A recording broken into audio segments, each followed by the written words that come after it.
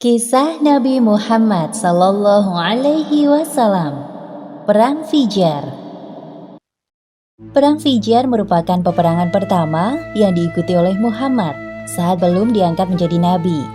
Dikala itu usianya masih 15 tahun. Seperti layaknya pemuda di kalangan Jazirah Arab yang telah tertarik untuk berperang, semangatnya ikut membara. Perang Fijar artinya perang kedurhakaan. Lebih tepatnya, perang yang merusak kesucian bulan suci. Terdapat 4 bulan suci dalam Islam, yaitu Zulqa'dah, Zulhijjah, Muharram, dan Rajab.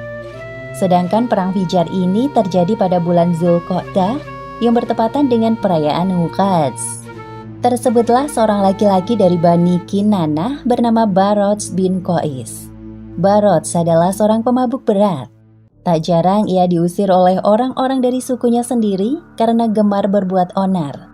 Beruntungnya ada Harb bin Muawiyah dari Bani Quraisy yang baik hati menampungnya.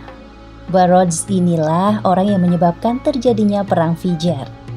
Suatu ketika, Barods merasa kesal dan iri atas terpilihnya Urwa Ar-Rahal bin Utbah dari Bani Hawazin yang memimpin kafilah dagang milik Nu'man bin Munzir, seorang saudagar kaya raya.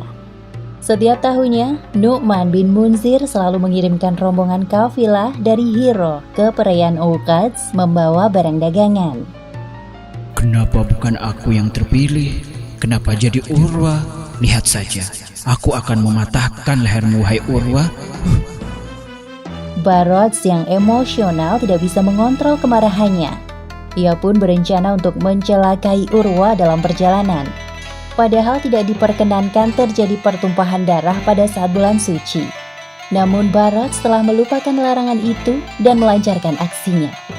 Berbekal rasa dengki yang berkecamuk, Barods melancarkan aksinya. Diam-diam Barods mengikuti kafilah dagang Urwa dan membunuhnya sampai meninggal dunia. Sebelum Barods melarikan diri, orang-orang terlanjur melihatnya dan mengetahui bahwa yang membunuh Urwa adalah Barods dari Bani Kinanah. Hei, apa yang telah kau lakukan pada pemimpin kami? Berhenti, engkau Barods bukan? Ya, itu Barods, tidak salah lagi. Bani Hawazin yang mendengar kejadian itu tidak terima dengan perbuatan Barods. Fanatik kesukuan inilah yang membuat kemarahan Bani Hawazin semakin besar. Kita harus membuat perhitungan dengan orang-orang Quraisy atas melayangnya nyawa Urwa. Dia sama sekali tidak bersalah. Dia tidak pantas mati di tangan Barat si pemabuk itu. Kita harus secepatnya membuat perhitungan dengan mereka demi kehormatan kabilah kita. Ya, Kami setuju. Singkat kata, terjadilah peperangan antara kedua belah kabilah dengan sengit. Bani Quraisy menggabungkan diri dengan Bani Kinanah. Sedangkan dari pihak Bani Hawazin bersatu dengan Bani Qais Ailan.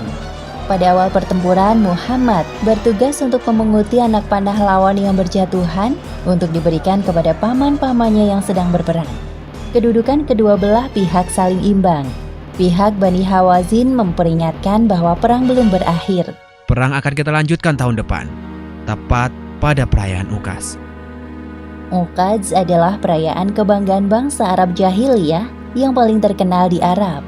Di sana mereka bebas melakukan transaksi perdagangan, memamerkan prestasi, menunjukkan syair, saling adu kekuatan, serta banyak hiburan selama 1 pekan.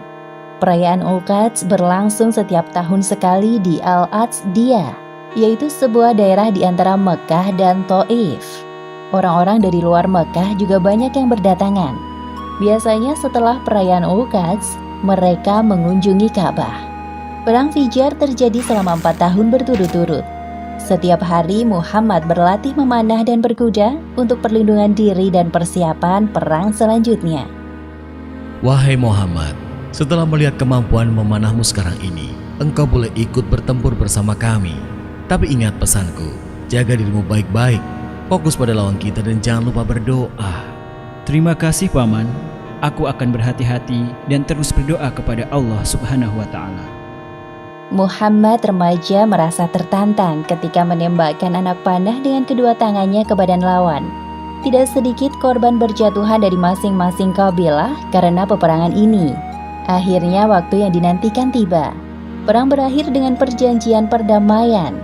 Isinya yakni pihak yang paling sedikit korbannya harus membayar ganti rugi kepada pihak lawan sejumlah selisih kelebihan korban.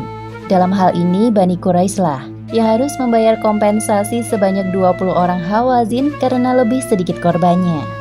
Demikianlah akhir kisah Muhammad dalam Perang Fijar. Hikmah yang dapat kita ambil dari kisah ini, pertama, hendaknya kita selalu bersyukur atas apa yang dimiliki agar tidak timbul kedengkian atas pencapaian orang lain. Kedua, jangan melanggar aturan yang telah ditetapkan, karena belum tentu yang kita anggap benar di mata kita, benar menurut Allah Subhanahu wa Ta'ala. Wallahu a'lam bishawab.